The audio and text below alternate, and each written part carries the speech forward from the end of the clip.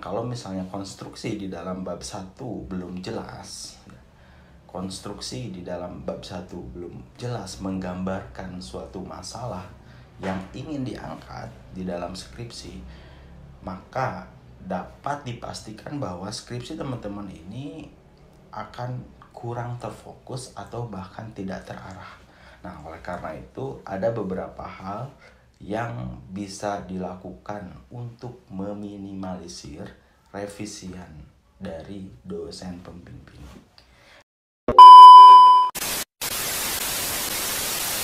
Assalamualaikum warahmatullahi wabarakatuh. Kembali lagi dengan saya di channel Skripsi Bisa.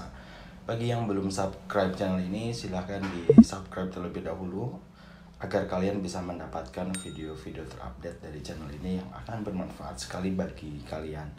Di video kali ini saya akan membahas mengenai bab 1 skripsi.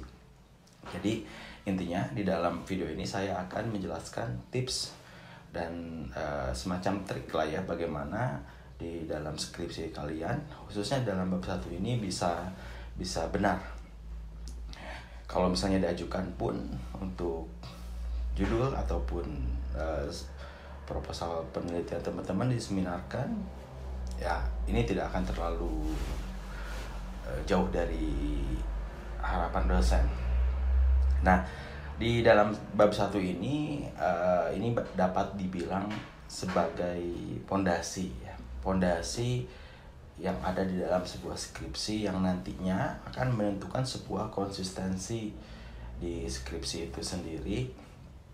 Di dalam bab 1 ini akan mempengaruhi ya, benar-benar mempengaruhi untuk bab-bab berikutnya, bab 2, bab 3, bab 4, bab 5. Nah, kalau misalnya konstruksi di dalam bab 1 belum jelas, konstruksi di dalam bab 1 belum jelas menggambarkan suatu masalah yang ingin diangkat di dalam skripsi, maka dapat dipastikan bahwa skripsi teman-teman ini akan kurang terfokus atau bahkan tidak terarah. Nah, oleh karena itu ada beberapa hal yang bisa dilakukan untuk meminimalisir revisian dari dosen pembimbing. Nah, apa saja beberapa hal yang harus diperhatikan oleh kalian semua. Yang pertama ya, jangan terburu-buru di dalam bab 1, dalam menyusun sebuah bab 1, meskipun terkesan hanya ya paling 7-9 bahkan sampai 13 halaman ya, terkesan memang sedikit, tapi di dalam bab ini tidak boleh terburu-buru kita mengerjakan. Artinya dalam membuat latar belakang di bab 1 ini memakan waktu yang cukup lama. Kalau kita punya bahan ya, kalau kita punya bahan data yang menggambarkan suatu masalah yang akan diangkat, itu tidak akan terlalu lama.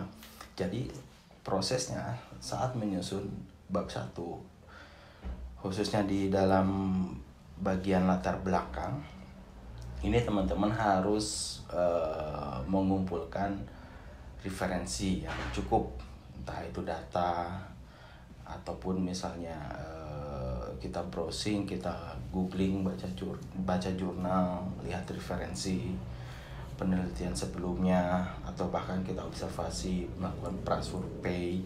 Nah, itu harus dilakukan terlebih dahulu agar pembuatan sebuah latar belakang masalah dalam bab 1 ini bisa benar dan tidak terlalu lama.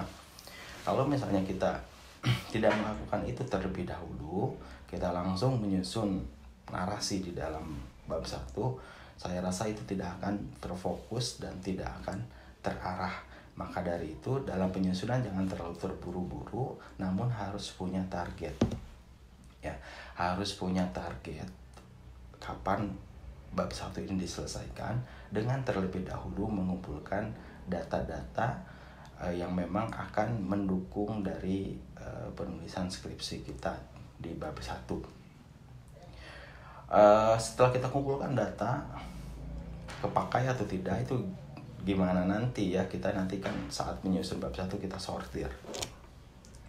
Yang penting kumpulkan dulu saja yang memang sekiranya data-data itu bisa dipakai untuk menyusun latar belakang masalah. Kalau datanya udah terkumpul itu tidak akan terlalu lama ya, justru kalau misalnya tidak ada datanya itu akan memakan waktu lama. Meskipun kita menyelesaikan bab 1 ya tanpa mengumpulkan data dan lain-lain, nah kalian akan bolak-balik terus kepada dosen pembimbing, revisi lagi, akan lama di sana. Nah beda kalau misalnya kalian sudah mempunyai data yang mendukung satu masalah itu. Nah ini karena memang merupakan satu pondasi dari skripsi, maka jangan sekali-kali terburu-buru dan terkesan asal di sini. Nah itu ya, jangan terburu-buru. Kemudian yang kedua, coba buatlah satu pemetaan data.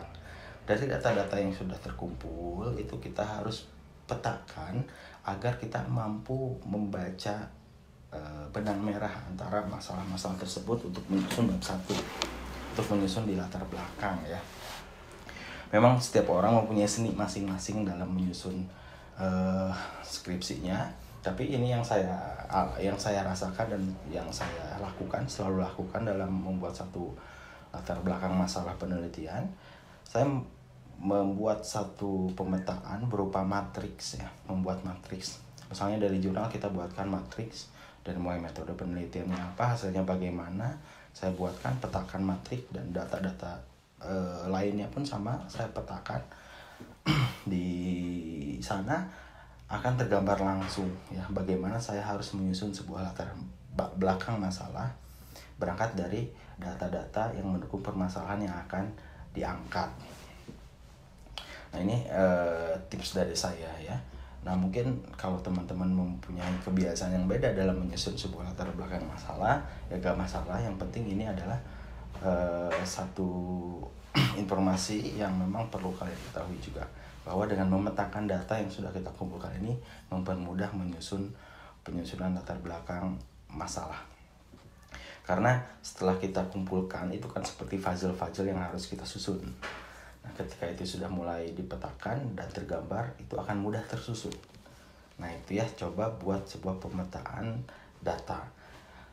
Selanjutnya di dalam bab 1 ini jelas seperti yang sudah saya bahas sebelumnya, bahwa dari paragraf awal sampai paragraf akhir ini merupakan seperti piramida terbalik ya, atau segitiga terbalik. Data yang dipetakan tadi kemudian digambarkan melalui sebuah narasi permasalahan. Nah di bab 1 ini ibaratnya membahas dari mulai general sampai dengan mengkerucut ke masalah. Nah kita menguraikan masalah-masalah umum, sebetulnya gak usah terlalu jauh juga ya, sesuaikan dengan judul skripsi kita. Ini ya, segitiga terbalik. Selanjutnya tidak usah bertele-tele. Nah banyak mahasiswa saat menyusun bab 1 khususnya di latar belakang masalah ini sangat bertele-tele ya. Bahkan ada statement-statement yang tidak sebaiknya disampaikan dan tidak ada hubungannya dengan permasalahan itu disampaikan untuk mempertebal halaman. Nah ini disarankan tidak boleh bertele-tele, perkaya data. Jadi yang meyakinkan kalau masalah yang diangkat itu emang perlu diteliti itu dari data kita. Kalau misalnya lebih terkesan pada hal-hal subjektif di dalam pembahasan latar belakang, nah ini akan menyulitkan pembaca atau bahkan nanti pembimbing akan merevisi lagi bolak-balik gitu ya, tidak selesai jadinya. Nah jadi tidak usah bertele-tele, perkaya dengan data, itu yang akan meyakinkan kalau masalah yang kita angkat benar-benar perlu diteliti. Selanjutnya adalah di dalam bab 1 ini harus memuat fenomena yang diuraikan di dalam latar belakang masalah ini dipastikan relevan ya, atau ada teori terkait yang membantu kita untuk menganalisanya. Jadi harus dipastikan ada teori terkait kalau misalnya kita menyantumkan sebuah fenomena di dalam bab 1. Kemudian berikutnya adalah sertakan hasil penelitian. Ini perlu juga kalau misalnya kita mempunyai data hasil penelitian penelitian terdahulu yang relevan dengan permasalahan kita ini disertakan. Ini bisa diketahui saat kita memetakan data tadi ya, kita mengumpulkan data, kemudian ada hal yang bisa kita pakai termasuk menyertakan hasil penelitian ini akan lebih memperkuat lagi permasalahan yang ada dari hasil penelitian ini. Selanjutnya adalah hati-hati dalam membuat pertanyaan penelitian. Nah, biasanya setelah membuat latar belakang ini akan ada research question atau rumusan masalah. Hati-hati di sana, nanti kita akan bahas berikutnya. Terima kasih sudah menonton. Assalamualaikum warahmatullahi wabarakatuh.